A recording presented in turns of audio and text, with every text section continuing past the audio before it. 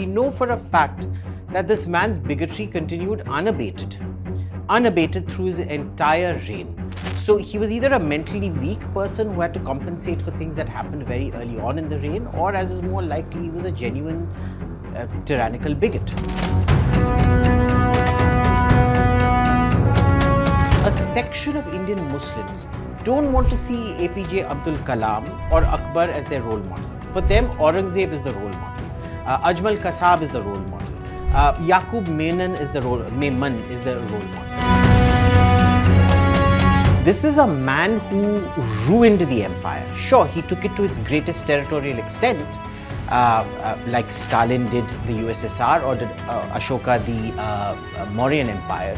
But Stalin and Ashoka in their own way destroyed the USSR and the Mauryan Empire, and Aurangzeb did just that. The Mughal Empire wasn't a very efficient system. It was an extraction system. All pre-modern empires were, pre-modern and medieval empires were extraction systems.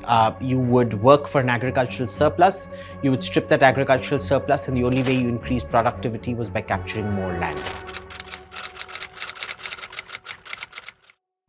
Mostly that he was an aberration for even his time. You know, the pre-modern era was an extremely cruel, unforgiving era, not just in India, around the world. But even by the standards of his time, this man was a tyrant. Remember, it was his great-grandfather Akbar who, brought in the policy of religious tolerance, abolished the jizya. That man's son Jahangir continued that policy, Shah Jahan continued that policy. Why is it that Aurangzeb suddenly comes and changes this entire policy all of a sudden? Maybe in opposition to Dara Shikoh, who kind of continued that tradition, but we know for a fact that this man's bigotry continued unabated through his entire reign. So he was either a mentally weak person who had to compensate for things that happened very early on in the reign, or as is more likely, he was a genuine tyrannical bigot. Though the two aren't mutually exclusive as well. So it isn't that he was a tyrant by modern standards, he was a tyrant even by his own standards. This is number one. Number two, the problem is that a section of Indian Muslims don't want to see APJ Abdul Kalam or Akbar as their role model. For them, Aurangzeb is the role model. Ajmal Kasab is the role model. Yaqub Memon is the role model. What do you do when you have an attitude like that? There's no rationale to it, because if you look at Aurangzeb himself, this is a man who ruined the empire. Sure, he took it to its greatest territorial extent, like Stalin did the USSR or did Ashoka the Mauryan Empire.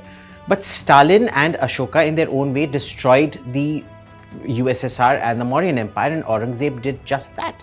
The entire revenues of the empire were going into fighting an unwinnable war. This was essentially, like the Soviets in Afghanistan or the Americans in Vietnam. The Americans in Vietnam didn't destroy America, but this wasn't that kind of robust economy. They're right in that he was like other medieval kings, except we're not dealing with the medieval era.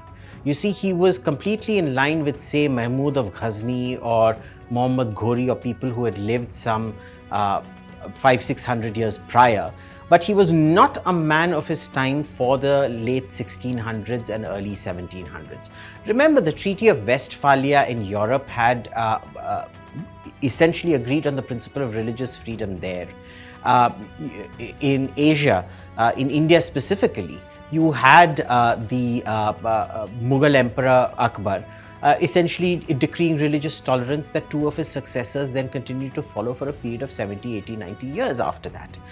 In China, you had the tolerance of several religions, the religious persecutions that ended under the Qing dynasty, with Buddhism, Taoism, Confucianism all coexisting in that sense.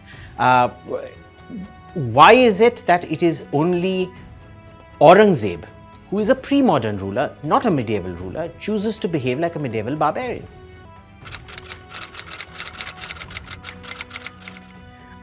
So in terms of governance and administration, we need to remember the Mughal Empire wasn't a very efficient system. It was a extraction system. All pre-modern empires were, pre-modern and medieval empires were extraction systems. You would work for an agricultural surplus, you would strip that agricultural surplus, and the only way you increased productivity was by capturing more land. So the nature of the economy kind of necessitated the capturing of more land in that sense. Fine. That said, there is no change to administration that Aurangzeb brings over Akbar, Shah Jahan or Jahangir in that sense. The only thing he becomes more of is much more extortive and rapine, because he's bogged down in a never-ending 30-40 year civil war which takes up well over half his reign in the south of the country. Once he came to the Deccan, he never really went back up north. So, bleeding your own country dry isn't the sign of a very good administrator. Extorting in order to feed that war economy isn't the sign of a very good ruler. Military expansion, again, isn't the sign of a very good ruler. Hitler, managed to capture huge tracts of the Soviet Union. What happened to Hitler? Napoleon managed to capture huge tracts of Russia. Look what happened to Napoleon. He died a sad man with poisoned wallpaper somewhere in the middle of the Atlantic near Africa. So, military expansion isn't the gauge of the man. On the other hand, the one thing we do know about Aurangzeb is that when he knew the finances were crumbling, when he knew it was extortionate, he did absolutely nothing to correct, to course correct or anything like that. This is not the sign of a good ruler at all. Finally, remember 60%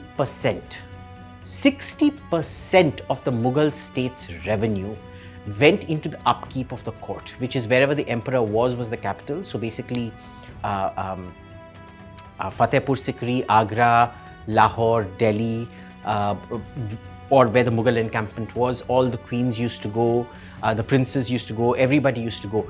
Imagine it's like in this day and age, if I say 60% of India's revenue goes into maintaining the president, the prime minister, and the union cabinet, their extended family, and the babus.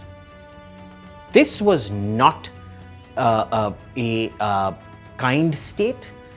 This was not a civilized state in any sense of that word. And reciting shairi and singing great songs and building great palaces is not civilization. Civilization is building public infrastructure, like what the Romans did, what the Ottomans did, what the Safavids did for their people. So there were several Muslim dynasties that did that. The Mughals did not. Show me one piece of public architecture, an aqueduct, a bath, even a public toilet for that matter. Why is it there is absolutely no public architecture from this entire period?